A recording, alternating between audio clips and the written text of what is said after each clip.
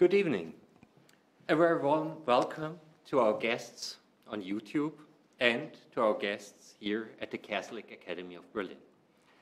Tonight's lecture is titled Tottering Democracies and the Precariousness of Religious Commitment.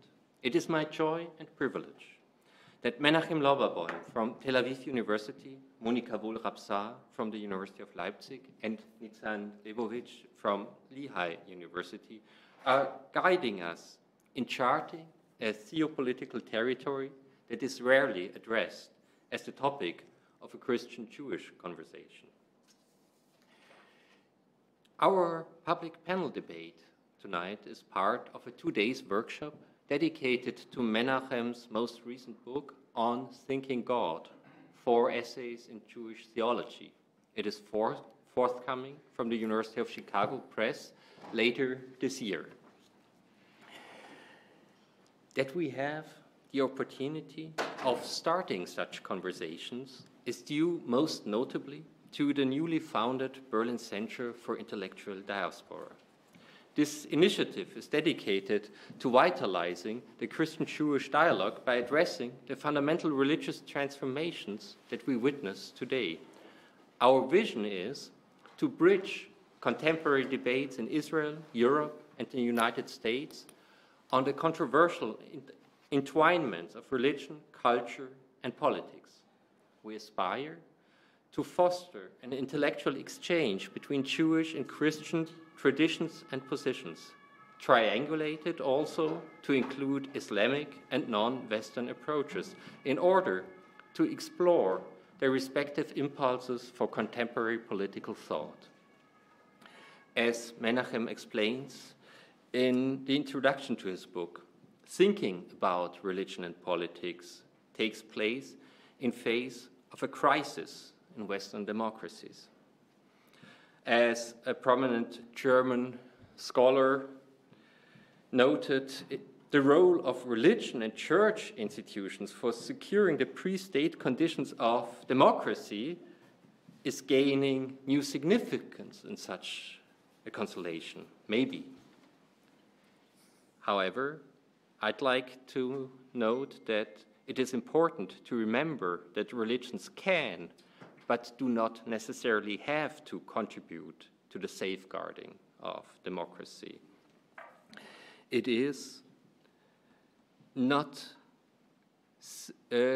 simply a crisis outside, but also one from the inside. It is the phenomenon of political polarization that is a challenge and disruptive reality for religious communities as well as for political communities. Therefore, one of our core concerns here is to address the inner plurality of religious communities.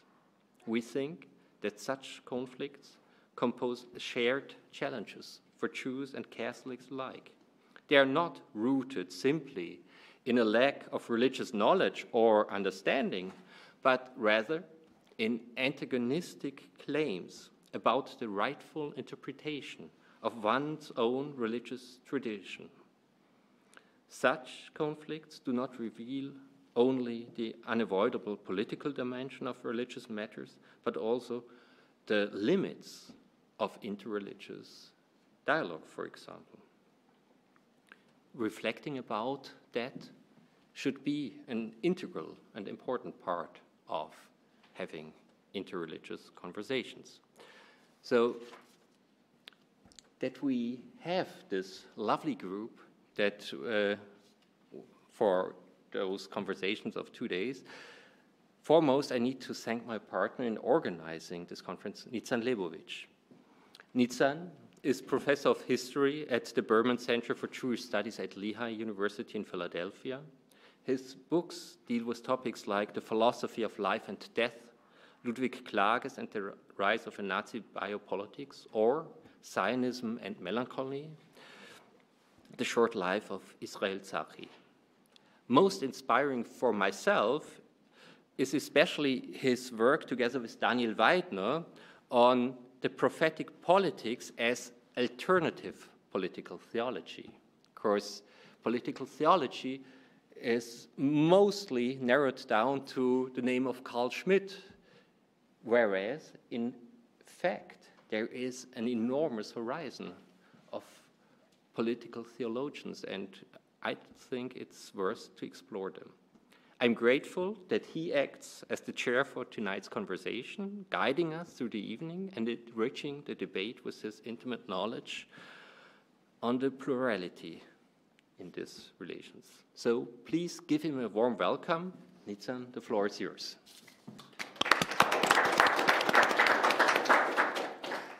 Thank you very much, Stefan. I'm delighted to be here as a guest and to cooperate with this wonderful initiative and the Katholische Akademie. Wir haben 90 Minuten ungefähr, 90 minutes for the discussion, including the presentation and a commentary a few minutes after the speech. I'll introduce first Professor Dr. Monika Wohlrab-Sahr. I should say, before I present our commentator and then move to our principal speaker, that everyone here is invited after that to a glass of wine once the 90 minutes are over. So, with that, Professor Dr. Monika Wohlrab-Sahr is a familiar name to anyone interested in cultural sociology and the encounter between religions and cultures in different times, different eras, and also different geographical areas, specifically expert in German and American cultures. And she is a professor of cultural sociology, as mentioned, and director of the Kollegforschungsgruppe Multiple Secularities Beyond the West and Beyond Modernities at Leipzig University. She studied theology and sociology at Erlangen and Marburg, where she was promoted in 1991, then became an Assistentin at the Institute of Bildungssoziologie at the FU in Berlin, where she habilitated as well, and later became a professor of philosophy and Kirchensoziologie in the theological faculty at Leipzig University. Since then, she's a professor of Kultursoziologie, cultural sociology in Leipzig, and a director of the Leibniz program at Leipzig University. Among her many publications, I'll just mention a few. There are pages and pages of them, but she wrote about conversion in Islam, zum Islam in Germany and the US in 1999. There are multiple collections, special issues and essays about secularization, cultural sociology, science and knowledge in Islam and the West, etc., etc. And much like Menachem, I think she's a representative of a very courageous attempt to try and really understand religion in depth and the traditions behind these religions and the way they encounter not just among and between religions, but also between different time periods.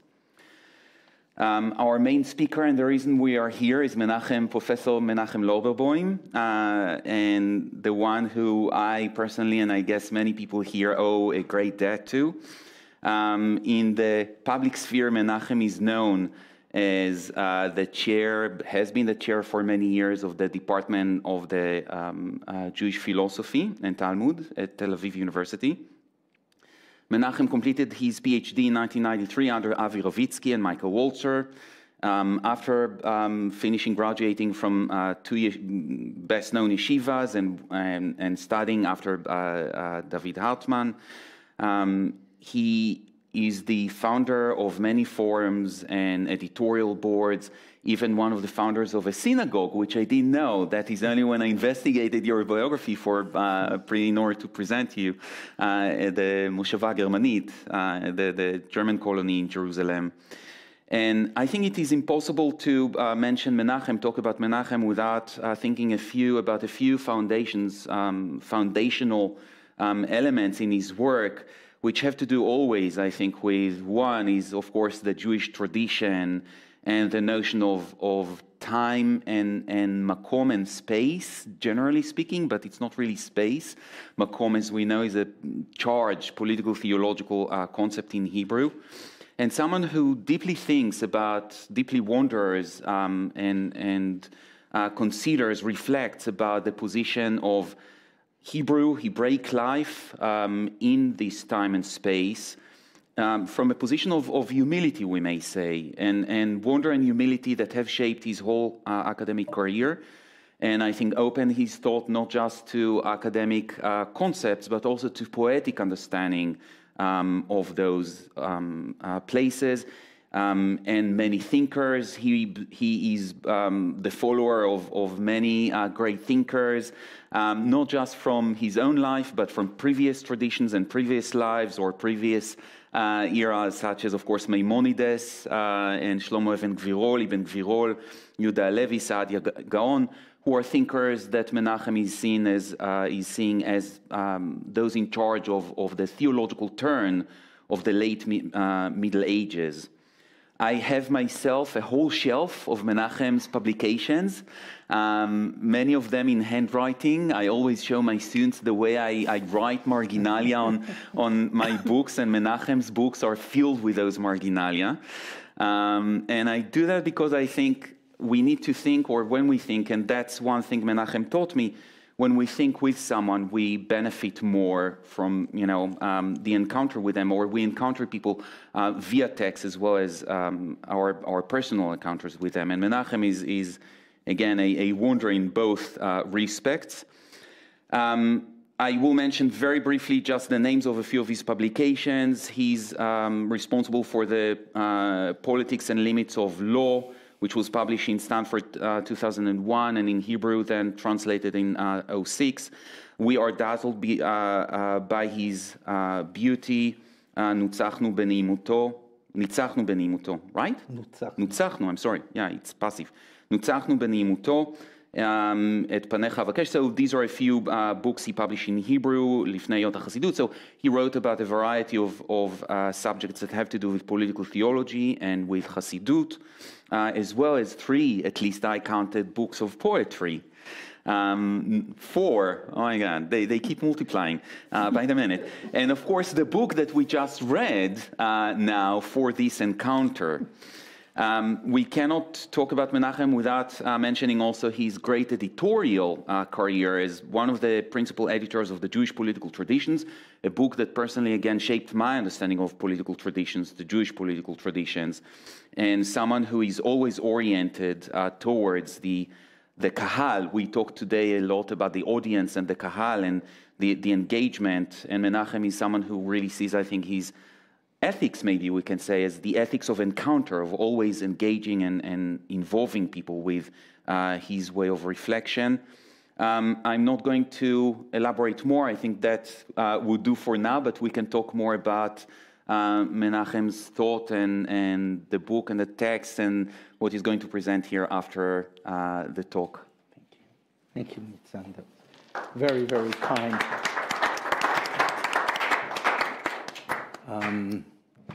I'll speak from here. Thank you very much for inviting me and for creating this occasion for reflecting and thinking about work I've tried to do. I want to correct one thing. The book is not due to be published by the University of Chicago, but has been submitted to the University of Chicago Press. And, I'll be happy if they accept it. But Nitzan, my mother, would have been very, very pleased to hear you speaking. She's now, unfortunately, in the 5th stage of dementia, and last Shabbat was my Shabbat with my parents. We have around, we do around the brothers with our parents. And I turned to my mother at one point and I said, Ima, and she looked at me and she said, Ima's not at home. So I think that's so poignant, so captures what it's all about. And I want to thank Monika for being open to to join on these troublesome waters that certainly deny me the comfort of writing out what I should write out, but I can't always because of the moment.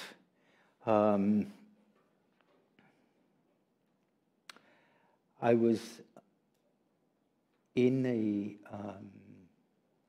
big demonstration 2 weeks ago in Jerusalem, 3 weeks ago it was, I think, in front of the Knesset, and I walked along a path that I had walked along 40 years ago exactly. It was 1982, after the war in Lebanon. The war had not ended. I was a combat soldier in 1982, and upon returning home, helped form Netivot Shalom, which was one of the, can characterize it maybe as a kind of a religious counterpart to Peace Now.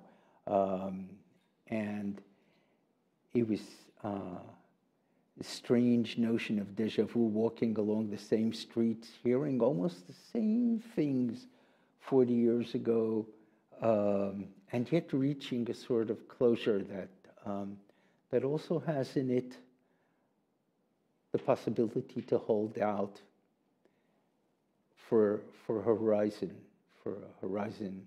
of hope, of something else, and something important growing out, and of all this. At least that's what I'd like to believe in. And it's so difficult because of the words that I wrote, if you saw on the poster, that it's so disconcerting for me as a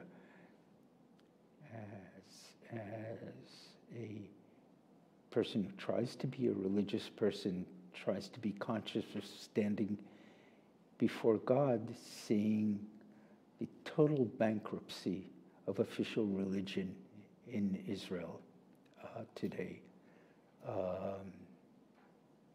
the moral bankruptcy. And it's very difficult to see, very difficult to speak about. I will not attempt to analyze it. I think there's a lot to say. There's a lot to say, and I do want to, however, stress that doing theology is part and parcel of doing theology is looking carefully at religious pathologies. And religious pathologies are the shadow that are part and parcel of every moment of revelation in any religion. And I think that part of the great occasion that the state of Israel gives to religious Jews is the knowledge that their laundry is hanging out in public, and this has to be thought about, has to be taken seriously.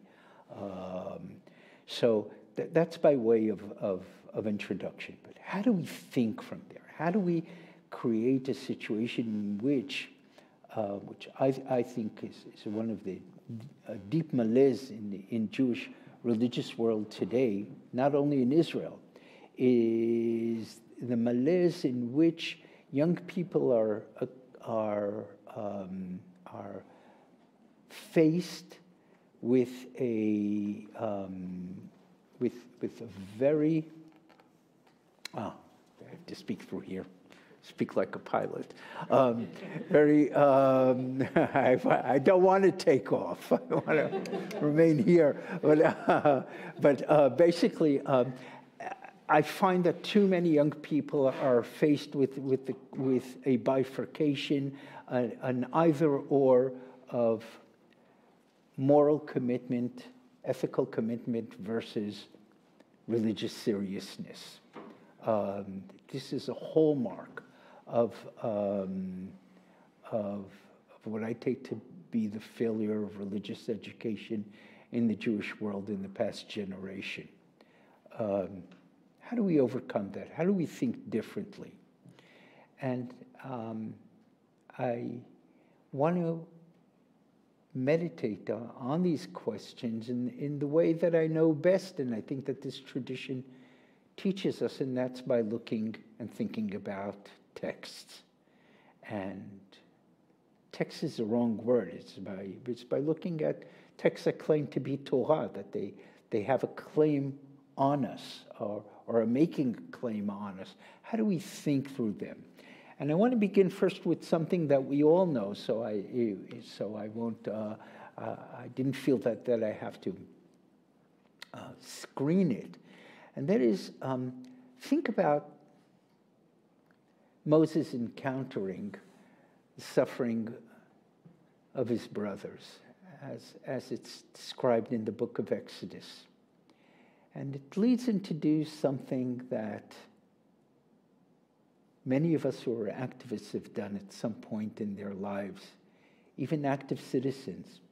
That's to kill another person, to slay another person. That will be a moment that will haunt Moses his entire life.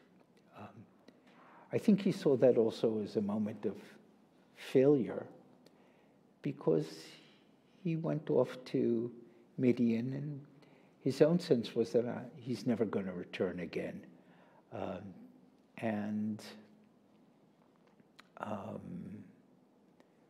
Doesn't stop him from fighting again. Happens again when he sees what the shepherds are doing to the shepherdesses, and saves them. But it's also why he says no to God when God calls him in the revelation of the burning bush, and when he says to God, "Oh, count me out." And the reason it's not explicated in the Bible why Moses says no, and this is one of the gaps that the Bible is so wonderful at demanding of us as readers to fill that gap. And the way I fill it is that Moses said, he says, "I've been there. There's no one to work with." Well, why do you think that this can work, and why are you sending me? So he wants to back out, and God says, no, I want you. I want you. I want this person who thinks that this can't work to assume responsibility. And the reason I'm raising this, among other things, is because one of the interesting questions that we can ask about the biblical revelation at Sinai is why it is that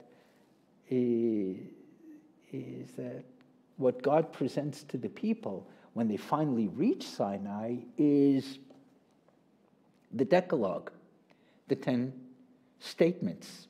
I won't say commandments, because the Torah doesn't call them commandments, but these are the 10 statements, the 10 logoi, if you want, Aseret HaDvarim. Why that? Now, it's clearly not the giving of the Torah, because the Torah, as an extended law, will actually be given afterwards. After the revelation to the entire people, God turns to Moses in terms of the portions of the week. It's already in the portion of mishpatim, of laws, where these are the laws that you should put before them. That's the detailed law. That's the giving of the law. The 10 Commandments are not the giving of the law. What happens in the 10 Commandments? And I think a way we can think about this is if we distinguish between the the Torah as a teaching and as a way of life, as law in detail, which are the norms of the Torah, and something that I want to call normativity. Those are the conditions that make the people worthy of receiving law. What makes it? What are the conditions that make human beings capable of assuming responsibility for law? It begins at a different point. It begins with the notion of normativity, and those are spelled out in the Ten Commandments. Ten Commandments tell us about what are the ethical conditions of being a receiver of law, of being able to answer the call to create a society. And we have to keep that constantly in front of our eyes. Indeed, in terms of Jewish-Christian dialogue, I think that that's what the Sermon on the Mount was all about. Sermon on the Mount was all about Jesus turning to his fellows and saying, keep the Ten Commandments in front of your eyes when we are engaged in law. This is the basis. If we bifurcate that, we end up with many things. We end up with two traditions that are incapable of speaking to each other over millennia, Judaism and Christianity. We end up with people who bifurcate between ethics and politics, or politics and ethics, depending which way you look at it. And part of the entire effort here in this book that I've written is to find a way of doing these together. What does it mean to be a citizen and a religious person who is ethically responsible, who doesn't deign to speak for God, or speak instead of God, but listen constantly to the questioning calling of the divine. So one text that I call upon us to think about is to think about the Ten Commandments and their role in forging a character of an ethically robust religious person.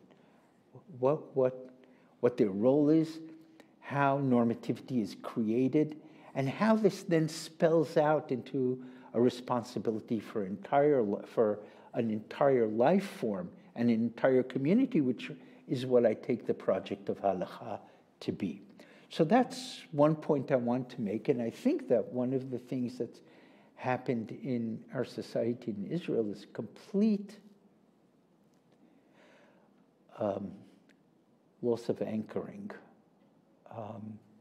But a loss of anchoring is also typical not only of a fall of a society, but of suddenly coming to realize adolescence.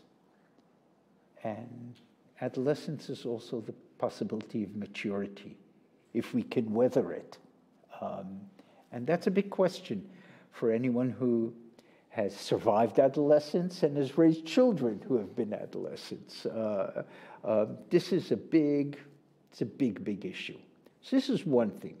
Now, the second text I want us to consider is a wonderful text from Babylonian Talmud in Tractate Bava Metzia. We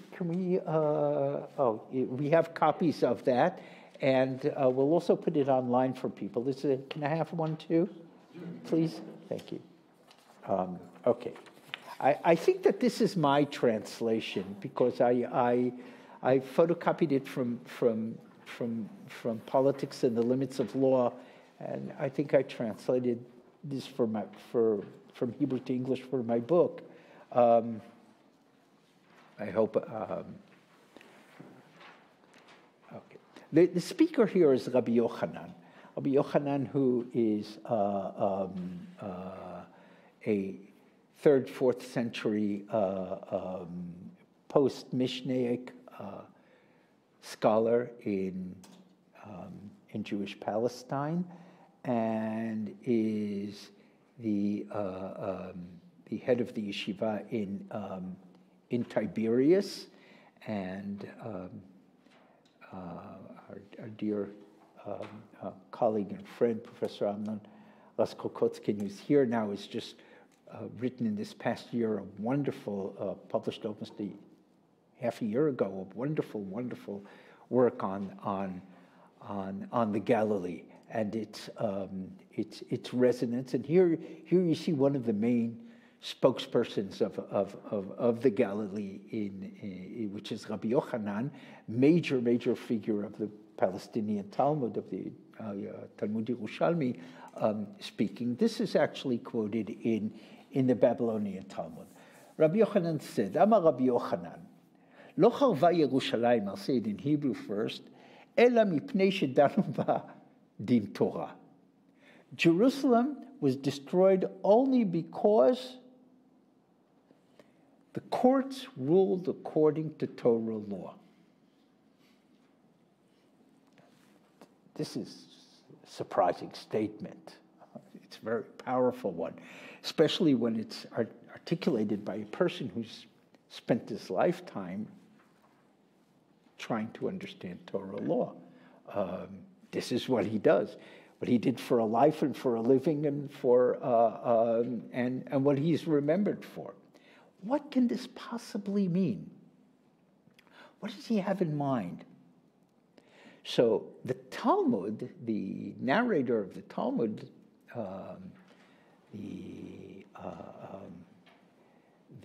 nameless, the anonymous voice that strings together the Talmud as a conversation, asks, what do you mean? Were they to have judged in accordance with untrained arbitrators? Perhaps another, the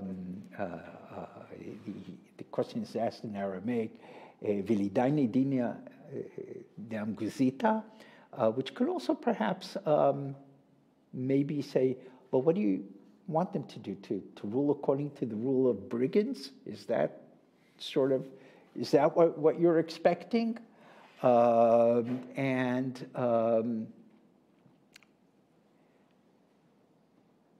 then comes the explanation. Ella, but say thus, because they base their judgment strictly upon biblical law, I'm not sure, Torah law, and did not go beyond the requirements of the law. I'm not even sure that that's correct tradition. I would do that today. But say, de lo avadu lifni mishurat adin.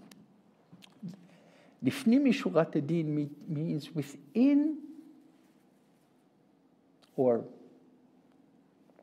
eliding the strict line of the law. That is, that what he expects a judge to know how to do, a judge has to know what the law is, but he has to also know when not to apply the law, when the law is not helpful, when the law is destructive. Now, there are three different options posited in this Talmudic discussion. Ruling according to the law, ruling according to some kind of unreflective notion of what judgment and justice ought to be. And third is recognizing the law, but also knowing what law can't do. These are the three options that are put on the table. And I find this a wonderful typifying of what's going on in Israeli society today. Both liberals and Orthodox Jews believe that you can rule only according to the law. They differ with regard to what the relevant law is. And I remember hearing, I had the great fortune of being academic secretary to Chief Justice Meir Shamgal, who was the head of the Supreme Court in Israel, for 4 years. And I remember listening to Aaron Barak and Menachem Elon arguing between them. And Menachem Elon, the Orthodox justice on the Supreme Court, put the argument between them very beautifully. He said, you believe that the world is full of law, and I believe that the world is full of halacha. And this I heard as an argument between them not even a year after Prime Minister Yitzhak Rabin had been assassinated. And it beautifully delineates the contours of the argument as they are happening in Israel today. This is exactly the point. And this is the reason also that Menachem Elon at the time was opposed to a constitutional moment in Israel, because he said to the religious partners who are ready to do this, you don't understand what the meaning of judicial review is and what the meaning of a constitution is. Now, I don't think he's right, or he's only he was very partially right. But this is an old argument, and I think that what they share together is the notion that the rule of law is a sufficient condition for creating a good society. Now, then what about the Talmudic position about the untrained arbiters, or, if you want, the brigands? Well, I think we have one member of the coalition who was actually in Israel today, who was actually imprisoned, and that is Aryeh Deri. And you have the Prime Minister himself, Benjamin Netanyahu, in my opinion, a political genius, but who's up against the wall and is leading a move that's eviscerating the courts altogether. So you have the second position well represented in the debate in Israel, and actually making the debate between the two previous positions I mentioned, feeding it and making sure that this remains as the focal point. What is almost unheard of in Israel today is someone who will say that the very idea that there can be a law that's sufficient to running a society is deeply wrong or deeply misguided. The voice of the possibility of lifnim mishurat hadin, of something that realizes that you can't relinquish a right without recognizing that you have a right to it. You can't undertake a supererogatory move without realizing what it is that the moral law or civic law demands of you. So you don't negate the very fact of their existence, but you're keenly aware of what they cannot do. What they cannot do. And I find that in my society today, at least my feeling is that this voice is deeply missing. Of someone who can say, yes, law is a crucial tool. Suspected felons cannot be the ones who lead a reflection on law. But also, we have to realize what it is that law cannot do. And I find this complexity beautifully mirrored here in this statement by Rabbi Yochanan. I'll just end by saying that, interestingly, the way this was utilized in the Middle Ages was, if you look at Rabbi Solomon ibn Adret, the Rashba, Rabbi of Barcelona for 50 years in the 13th century, he cites this as to say that the traditions of Torah law are in no way equipped to adequately run a society. This position, perhaps by one of the most central of the medieval rabbis, how central it is, if you can see if you look at Joseph Caro, the great codifier, creator of the code of the Shulchan Aruch. If you look at his Bet Yosef, his commentary on the earlier work of Yaakov Balaturim, in the Bet Yosef, I don't think that there is one comment in the 4 volumes of this work that doesn't include a citation of a responsum of the Rashba. So this is a formative voice of the halakha, but like many ways, when the tradition of halakha became faced with the project of the sovereign nation state, the sovereign nation state in many ways completely swallowed up the interpreters of halakha today without their even knowing, as I said here a year ago, that they long ago have been well placed in the belly of Leviathan. Thank you very much.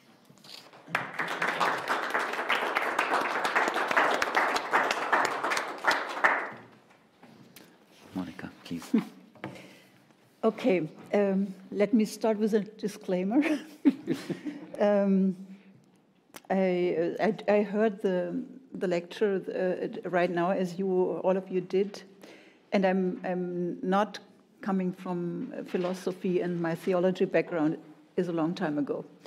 But I would like to take the chance to speak with you as someone who comes from Israel, who considers himself a Jewish philosopher and theologian as well, as I understand, and who is, as I learned from our conversations, like online, very much worried about the Israeli situation, as all my friends from Israel are as well. And I would like to ask you some questions that I've not asked a Jewish philosopher, theologian so far. So, and I also try to include a little bit the reading of your manuscript.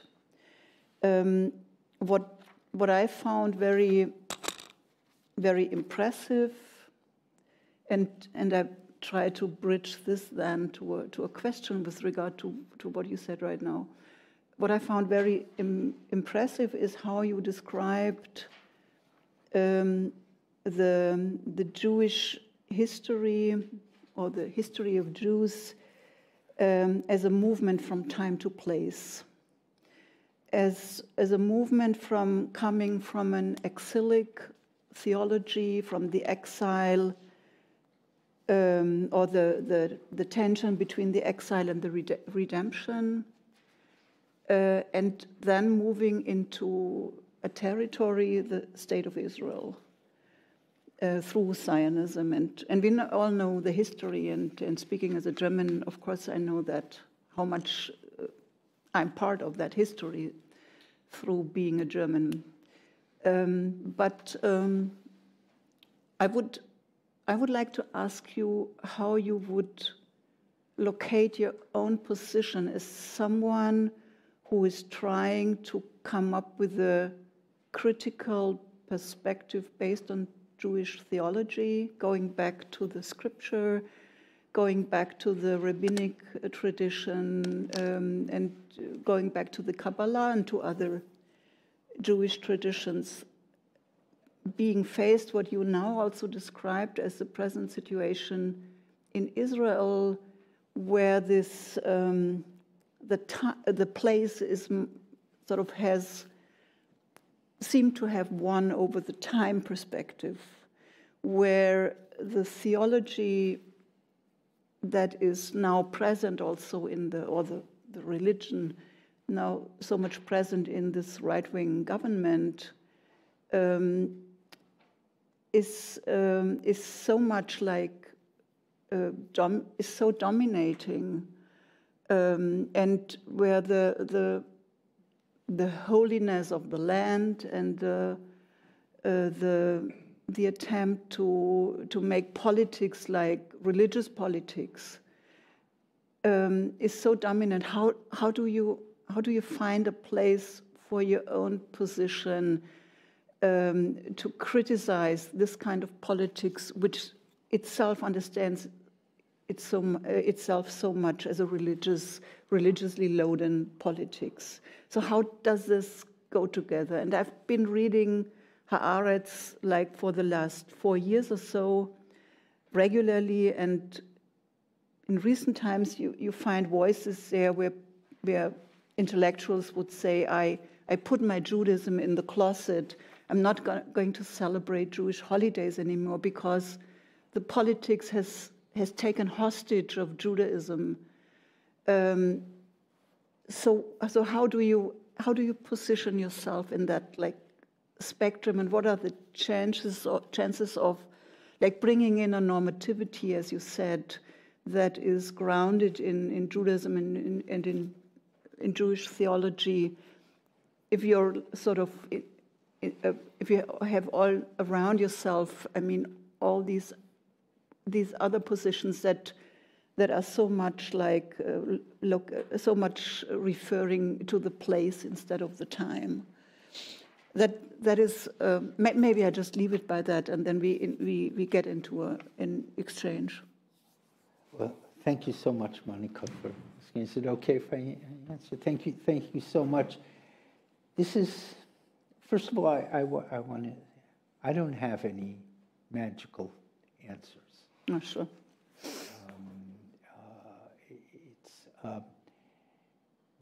What is uncanny, unheimlich is such a good word, because it divests you of your home, it divests you of your secret, everything, is that, you know, when I came home from war 40 years ago, I thought I'd seen the worst.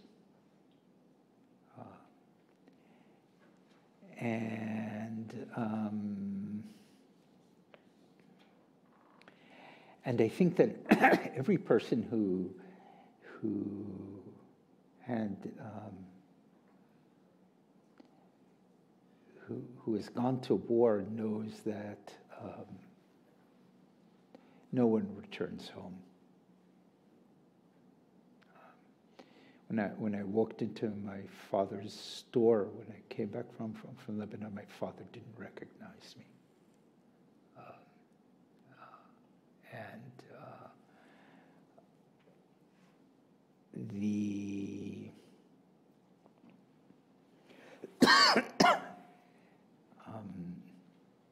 Well, I hadn't seen myself in the mirror. When I saw myself in the mirror, I realized why he didn't recognize me when no one wanted to sit next to me on the bus on the way home. But you think that you've seen probably the worst you'll see, and it's not the case. You get up there. Being part of a very intense civil society is to get up time and time again, and find a way to raise your voice. And it's difficult because my wife has often said to me that when the children come home, we have to point to a different horizon for them, that you can think differently, that there's something else to think about. It's very, very difficult to do that today. And suddenly I found myself thinking about something that, whatever I think about,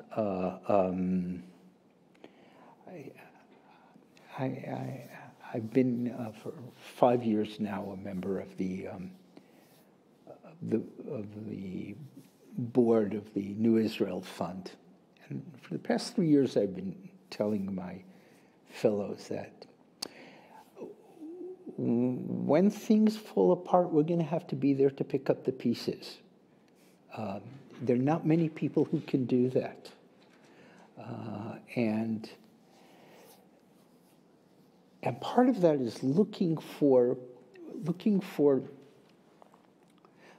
those moments, like, when you do meditation, where you're looking for that moment that centers you, and from there that you can carry not only yourself but many other people. And I'm trying to do that, and I'm looking for that.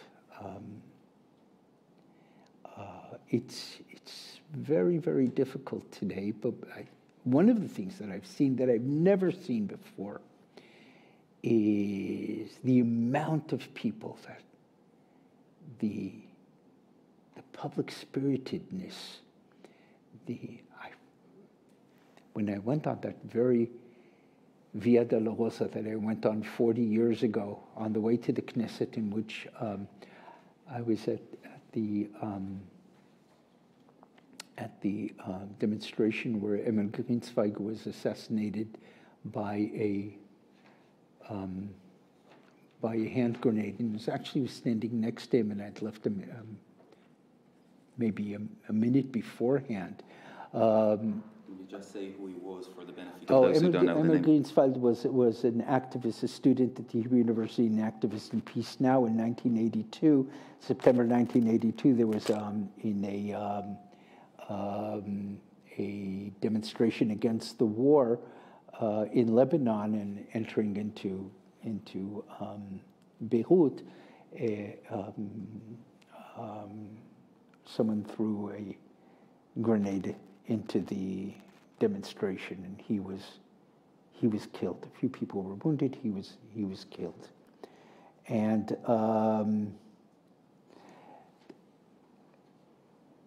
the power of the demonstrations in the past few months is enormous. There was nothing like that in 1982. Maybe one of the reasons was because too many people were in the army. But that's been striking. And now the question is, how do you rebuild? And remember that this right now is an inner Jewish argument in Israel.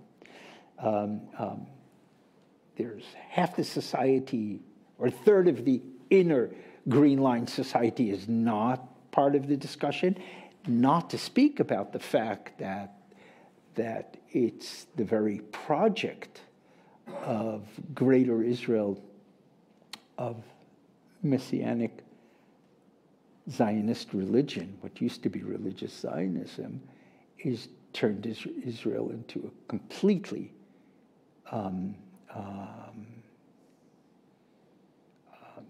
dual national society. So there are many things going on here, and we're only at the very, very beginning of the process. And the question is, can we regenerate? Can we minimize the amount of violence that will be involved in it?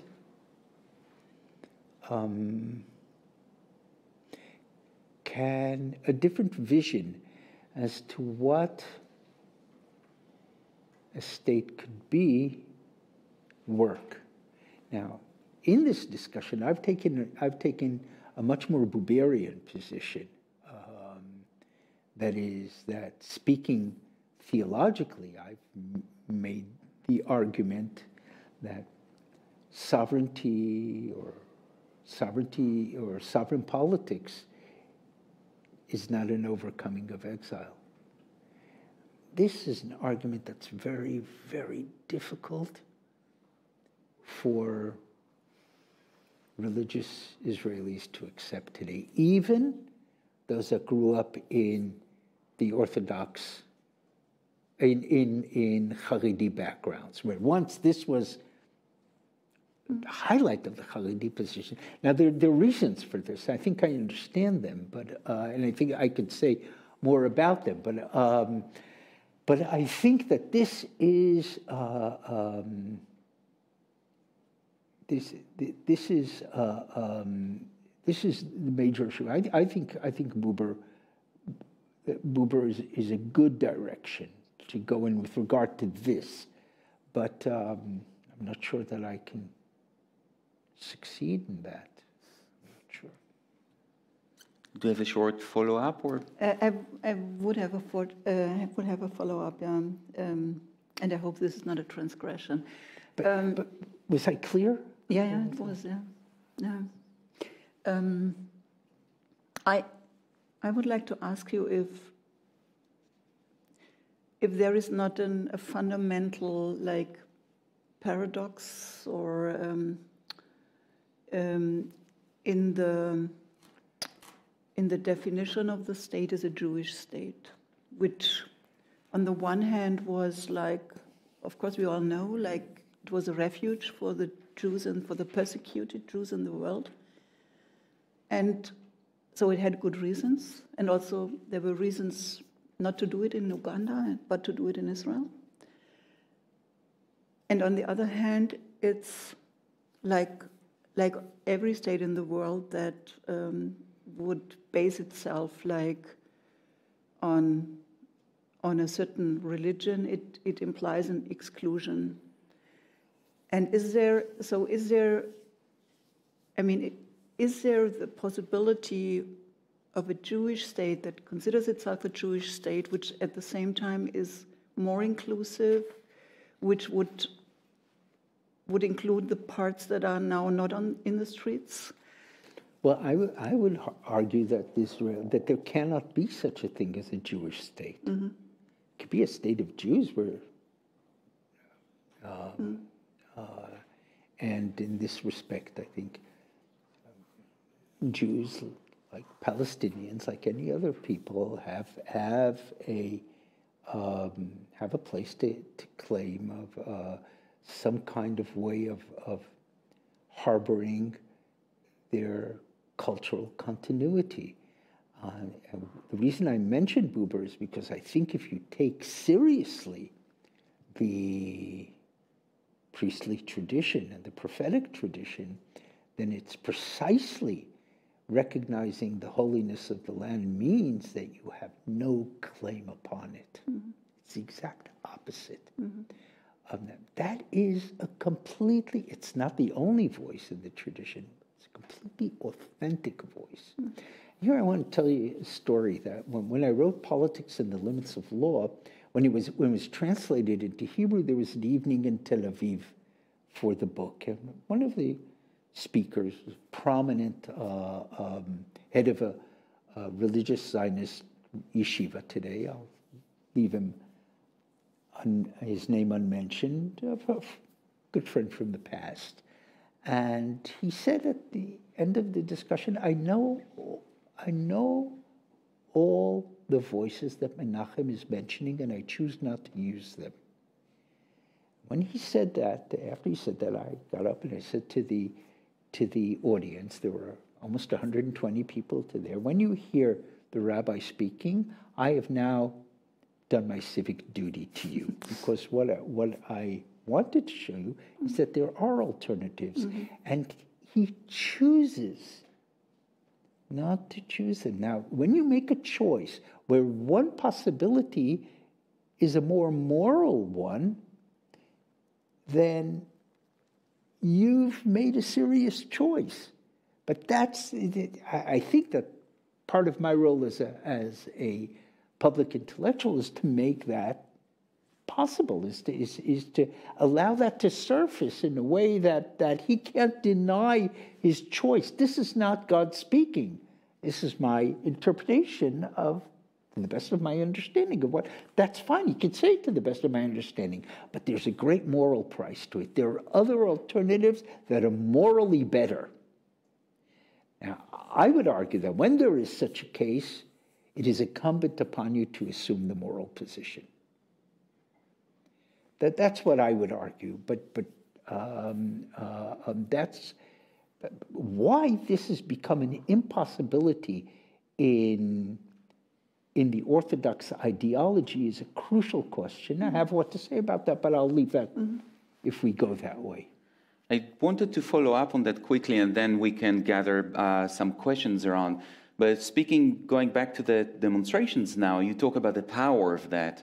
But the power of that is symbolized, right, by Israeli flags. Yeah. And there is a debate. I was personally shoved out of a demonstration when we tried to actually bring the Palestinian flag and have that as an integral part. So how can you reestablish, or how can you fight for something new if the whole thing is actually gathered on exclusion to begin with? That's the question. That's a different version of the question before. I don't think that there's any problem in a claim for a nation state of Jews. They are to be judged by the question of what space they make for the next nation in line, and that's where they have failed.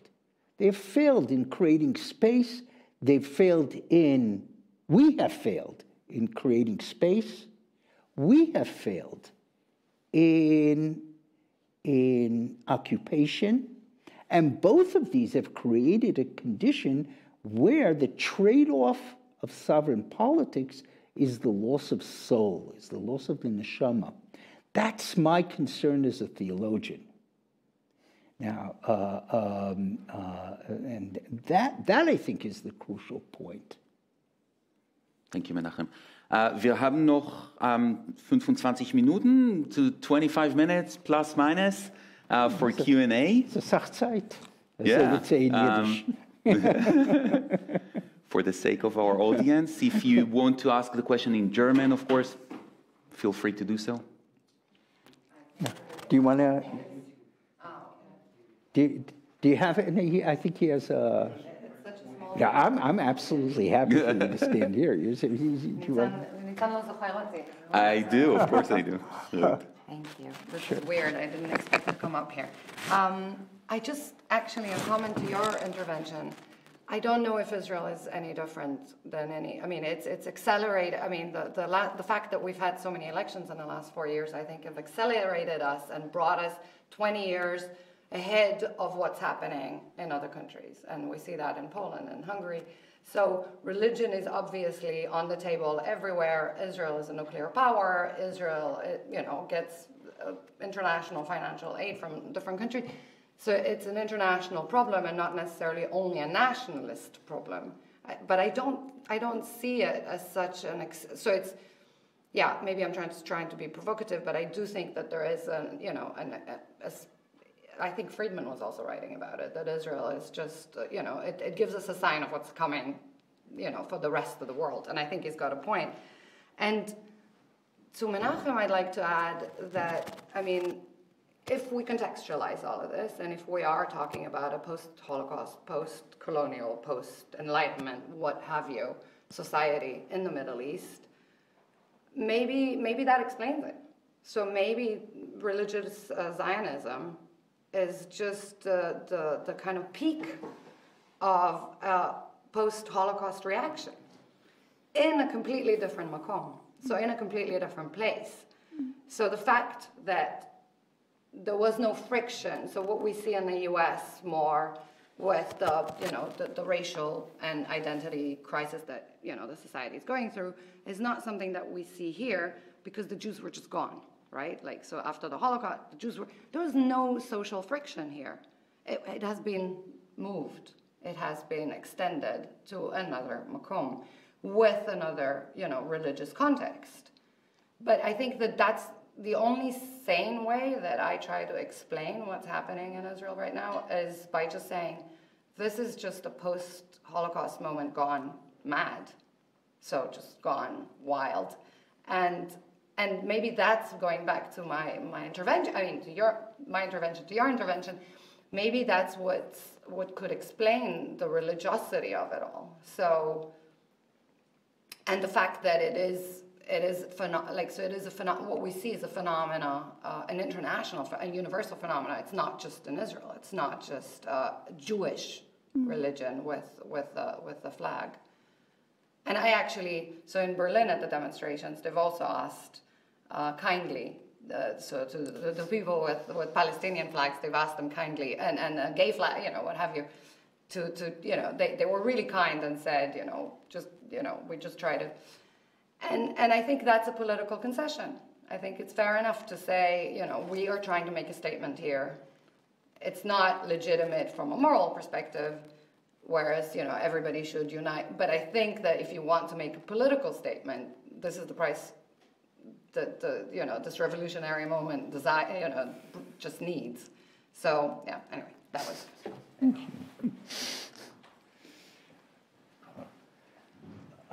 Maybe I think there is something that I'm thinking about, when I hear both of you speak, which is both of you are actually talking about a certain traumatic situation, right? Ruth was talking about the post-Holocaust moment, and you were talking about your trauma from the army years after coming back from the war, which is really a question that goes back to the question of time and space, because time stops in a traumatic situation, right? We know that. Time is suspended somehow. You keep reproducing the same memories which take over you somehow. And the question I'm asking myself in those situations is how does that suspense of time impact our political discourse? And I think in that case, so for instance, in that case of the demonstrations, that has a very negative effect, because it stops us from understanding what needs to be done in the future, right? You're talking about Buber. One of the first things Buber understood was, if we don't create that federalist or that integral movement forward, there will be no movement forward. So, yeah. These are, first of all, there's a difference between experiencing trauma and the post-traumatic syndrome, distress, which is something different.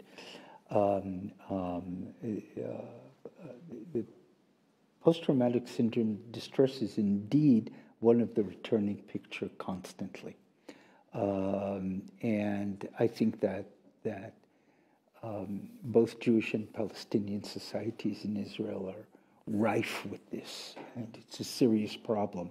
But that's very different from experiencing trauma. The experience of trauma is in some ways what it does, at least I think it does, it did in my case, in learning how to cope with it and think with it, is to realize the suffering of the society around me. And part of that means that, I can't afford not to be there to pick up the pieces, not only for my nieces and nephews that, from my perspective at least, that live in the settlements, but for my Palestinian students and friends. People need to be placed in that moment where you say, I understand the suffering, I understand the conflict, but there's much more to be done than just being a soldier. I'll say for a Catholic friends here, because we're in an interfaith dialogue also setting, is I think that this is one of what I find so impressive about St. Francis is that he was a warrior and he left it, and he became a monk. Now, that transition is a very powerful one. It's very, very different from people who have grown up in the monastery. It's a different move. It earned A him. Marxist monk. Yeah, no, it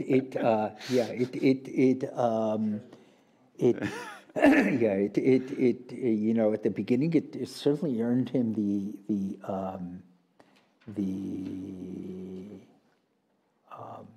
complete rejection, almost disgust of his father.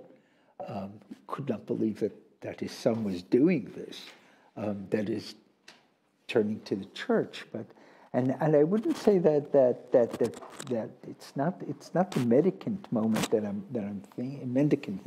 thinking about, but rather the very transition that is understanding what's up for grabs.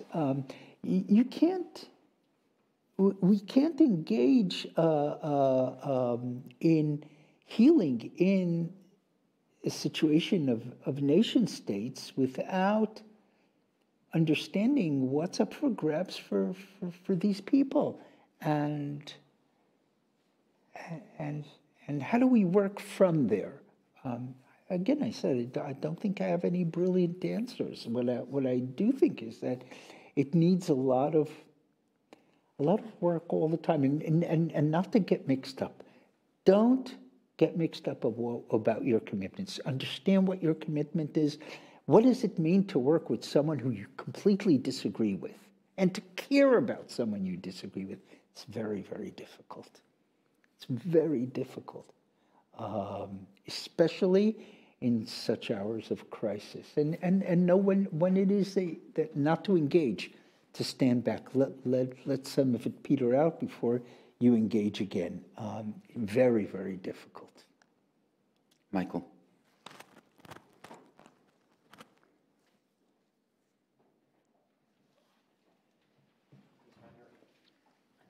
Coming up here, but I think this is somewhat referring to what we were talking about earlier, and not a thing you've discussed here, but I think it plays very much at the center of what we're getting at, which is the question of metaphysical or ontological beliefs about what is and ought to be, because what you're talking about in some sense is the idea of a civil discourse, a civil conversation that can happen among groups who don't hold on to the same basic sense of what is what. So you talk about the difference between you have a world full of law and I have a world full of halakha, and how do you connect at the moral level between them, especially, and this is, you know, obviously I am in many ways a liberal, you know, not orthodox thinker, that is, not orthodoxly religious thinker,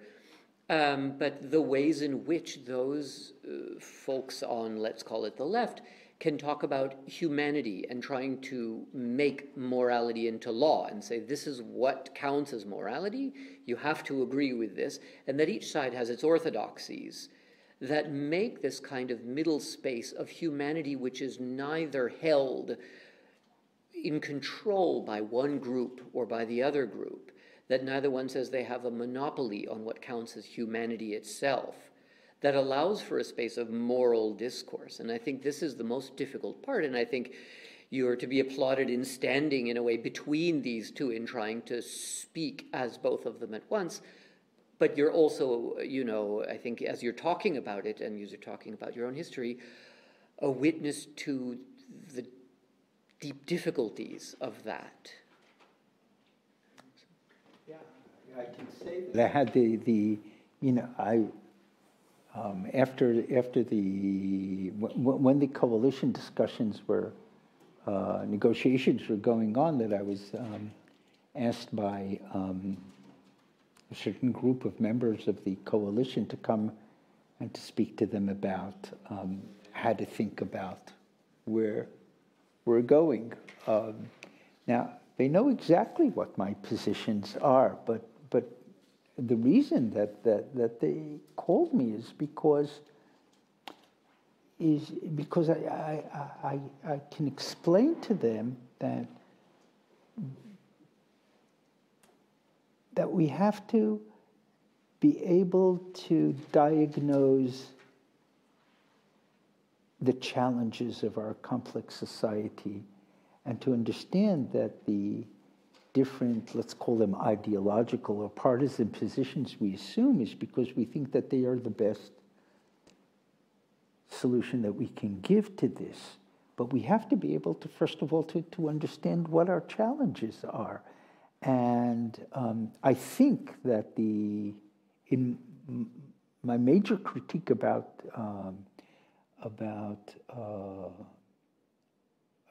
In Tirtzu, if you will, which was really a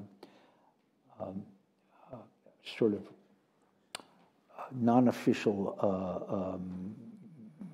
right-wing sort of inquisitorial, from my point of view, a group operated by the Prime Minister's office. I think one of their failings was, for example, that for arguing that one can only be partisan. There's no such thing as reflecting on where our society is. You're always partisan. That for me is a civically corrupting position. I'm very sad that group achieved that, because what it meant was, beforehand I, for example, although my positions were completely known, to be asked to give a briefing to an important forum in the military. I didn't agree with their policies, but I could explain to them what it was that they're up against. What are their challenges? It was super important for them to hear from it. As indeed, you can see the moment the Prime Minister decided about 6 years ago, when he was Prime Minister, to stop listening to analyses of what's happening in Palestinian society, because he didn't want to hear it. That's a serious problem. What do you suggest to do? What? What would you do? What would you have done? Here we come to a different place, which is trying to understand. I said before that I think that Benjamin Netanyahu is a genius as a politician. And why? Why is he a great a historical leader? Not because I agree with his positions. I think his positions are wrong and are morally corrupt, some of them, in my opinion. But I think that what he achieved was to look. All our moral judgments are based on how we intuit our reality, on intuitions. And some of us undergo a process where we reflect upon the intuitions. What does it mean, our intuitions? Our intuitions just tell us how our enveloping society understands reality. That's the way we grow up. And then some of us undergo a process where we reflect upon them. We say, no, this can't be the case. I'm going to adopt something else for this and this reason. I think Netanyahu's genius as a prime minister was to forge the intuitions of an entire generation in which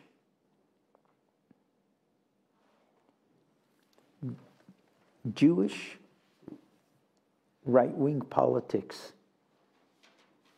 were considered good, Arab left-wing politics and Jews holding left-wing politics considered bad. This is creating this as the foundational intuition of an entire generation of Israelis is at the heart of the rhetoric of Netanyahu's politics for years. Begin, for example, you didn't hear that from him. You didn't hear it either from Yitzhak Shamir after him. This was not the Likud's position. Menachem, let's take one last question. Yeah. Holger? And I'm sorry I'm criticizing. You know, it's not easy to criticize your society when you're abroad. But this is all public knowledge. Nothing of what I've said is, it's all out there. Thank you, Menachem. I actually have two questions, but I keep them short. Because one, I mean, they're both very, very closely related. One concerns the analysis in terms of history of ideas, the interpretation of what's going on, what's happening in Israel, but also in the world. It's not just Israel that we talk about, I guess, tonight, but we talk about different countries in Europe and in North America and South America, and in many other parts of the world as well. And the second question concerns the question what to do. I mean, you made a reference to Hobbes in passing, and I know that you translated Hobbes' Leviathan into Hebrew.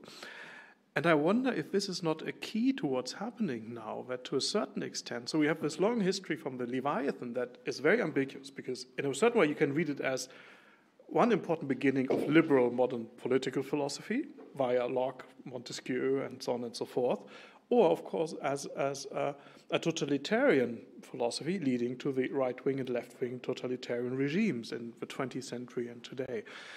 And it seems to be the case that what happens today in Israel and many other countries is almost this sort of a revitalization of this very tempting version and vision of the Leviathan, the unification or unity of political, secular power and spiritual power, the functionalization of a worldview, a religion. And I think it's, in a certain way, I mean, this would be a hypothesis. I mean, Hobbes is writing in a time of danger, of crisis, external danger, civil war. And in times of this sort of crisis, external threats, war, this sort of the Leviathan option is very, very tempting. But it brings about many, many problems as well. I mean, it's a certain understanding of the political, and of political philosophy as political science. It's a functionalization of religion. And of course, Hobbes doesn't really allow for civil society, because it's a very intolerant state that he sort of conceives of. And I just wonder if you agree, if this is what's happening, that we move basically backwards in terms of the history of idea, that we lose complexity in political philosophy. And, I mean, not in political philosophy as being taught at universities, but as lived political philosophies. And then, of course, the question is, what can we do about this? And maybe the key problem in Hobbes is, I mean, not just his sort of scientific, mechanistic, atomistic worldview. I mean, that's a problem as well. And we face this nowadays in sort of scientific naturalism, another parallel. But one of the key problems seems to be the functionalization of religion. So religion has to serve a political function and is defined, justified, legitimized with respect to its function.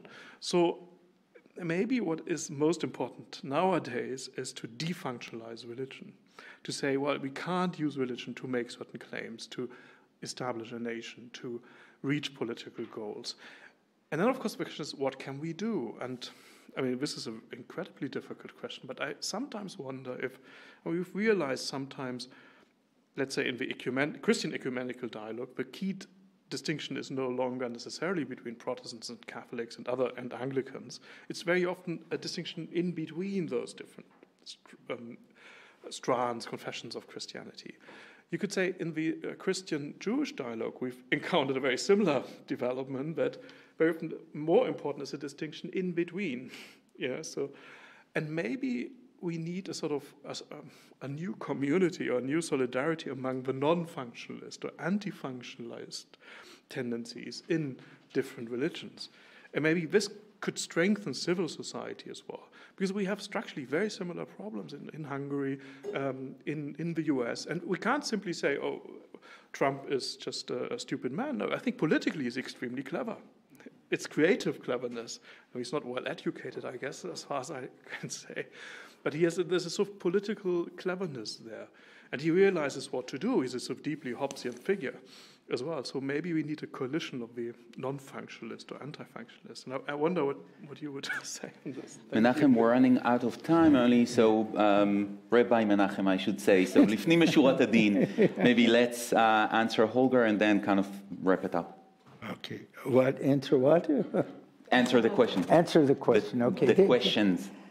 This is First of all, before we break up, I want to say thank you again. Thank you so much for engaging in serious reflection on how we can make our societies better.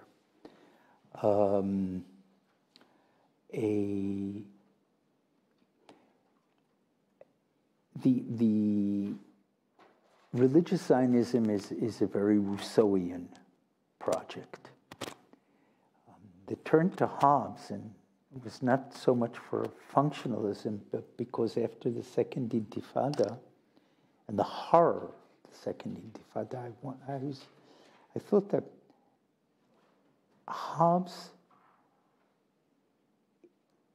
gives us a unique moment in which someone is willing to say yes to politics and to a commonwealth in spite of violence. How do you do that? I think that's Hobbes's genius, is in that point. How that mechanism works is a crucial question. I've got a lot what to say about it. But I think that the real challenge for a religious person wanting to act ethically and morally in the social sphere today, the way I see it, is first of all is to realize that faith means that the reality that we are now experiencing that cannot be the last word. That first of all, in that sense, I think that there's something fundamentally eschatological built into faith, but it's an individual position. And I think that gives us, or at least gives me, the grace to hold on, to relinquish the claim of right for the sake of what might be a healing moment. That's what I think the rabbis called lifnei mishurat hadin. I know what the law is. I know what the law demands. I know what my right is. I know what the right of the other is. But I think that playing that game out will be the formula for self-destruction. So how to stand in that public space and point to that. At the end of the day, it is what we will do that will make the difference. It'll be encouched in certain understandings, but first and foremost, it's the ability to jump into the water and say, I will heal, I will hold your hand. To put out your hand and say, Talita Kumi. I can help you rise. This is an old, classic rabbinic way of action. Put out your hand and say, come. Because it cannot be done alone. We always need another pair of hands to pull us out. Thank you very much, everyone. I want to thank those of you on YouTube for joining us this evening, and to Menachem and Monika for a wonderful talk and commentary, and to all of you for participating and taking part in this wonderful event. Thank you very much. Good evening.